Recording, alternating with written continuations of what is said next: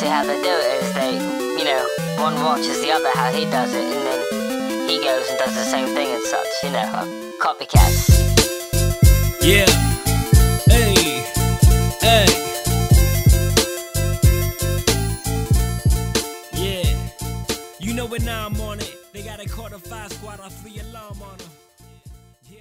He was a homie growing up from Brooklyn. He had a sick tattoo. His pops had passed, you know what I'm saying, when he was young, and I had painted an ill picture.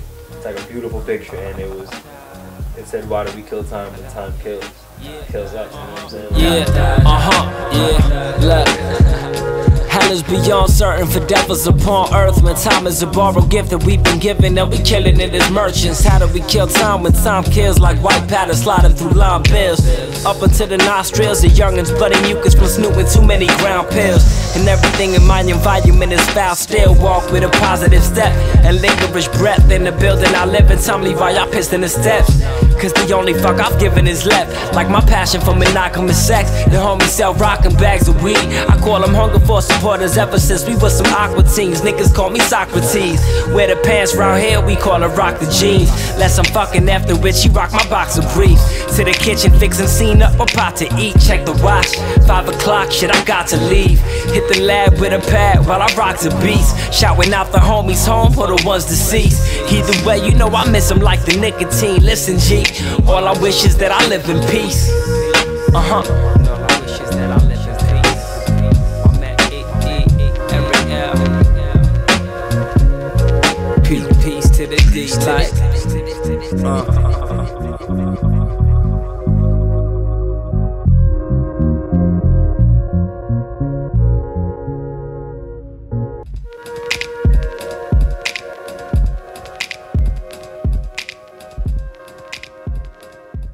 wrapping your head around the fact that when you're older, or when you die and something happens to you, you're done. That like all you would kill for is you kill for some time. You know what I'm saying? I don't think there's definitely not a thing that's too much success. I think there's definitely oversaturation, but more importantly, I think there's too much. I would say maybe gratification. Like people, once you reach certain levels of success, things come like it's just start popping out of nowhere. So you know, there's all different levels. There's all different levels.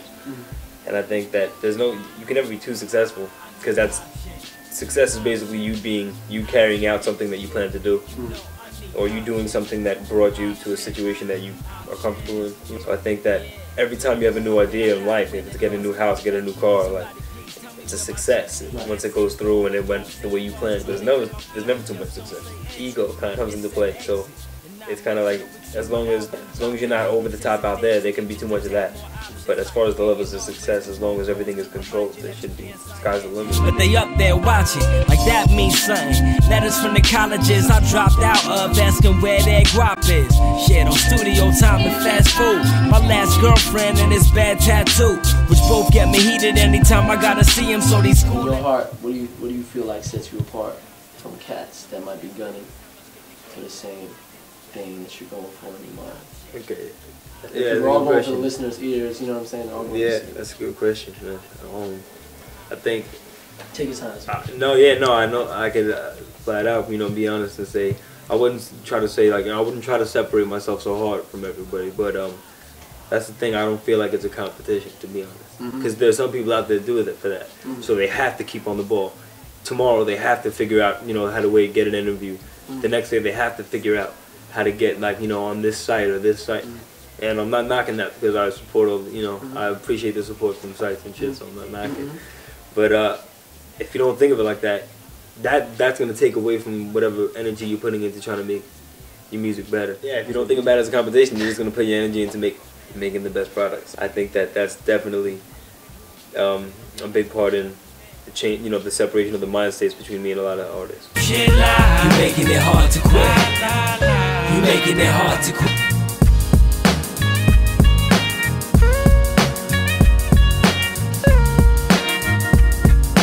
You're 12 and your favorite bike got jacked out your backyard, and you're walking around a week later and you see the kid, he's older, he's riding your bike down the street.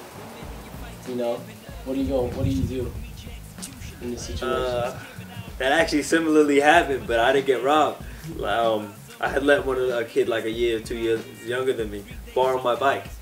And then like I really didn't ride bikes, and I skated a lot.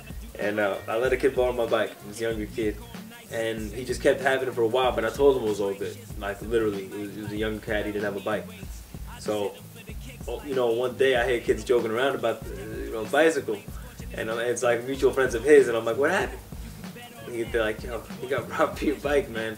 Like he stepped off for 2 seconds, started shooting around a hockey puck on his feet with, you know, someone's stick, and this kid hopped up on the bike, and he really tried to man up and go get it back for you. You know what I mean? And they kind of, and basically, yeah. So they were my kind of age group. So it literally came down to like me. I was going to my stepfather's car for his cigarettes, and I was young. And I went downstairs and I came across these kids, 2 of them. I remember with the 2 of them, and I came home with one of their bikes. So I traded in like it was a Magna. I traded in a Magna, and man, my bike was pretty fucking, like, it was like one of them $90 Toys R Us bikes, the Magnas. Yeah. So it wasn't even, it was principle kind of thing. I hated the bicycle, but the one I took from them was pretty dope. But I took it to the bowling alley the next day. I took it to the bowling alley the next day and left it in the weeds trying to hide it. I came out and it was gone. But yeah, so yeah, that shit happened. So if you see them, and I'm not telling kids go get your, but I'll get my bike back. You gotta go get your bike back by any means necessary. Get your bike next to your girl, next to, you know what I'm saying? Everything starts disappearing. Yeah, you gotta get that bike back.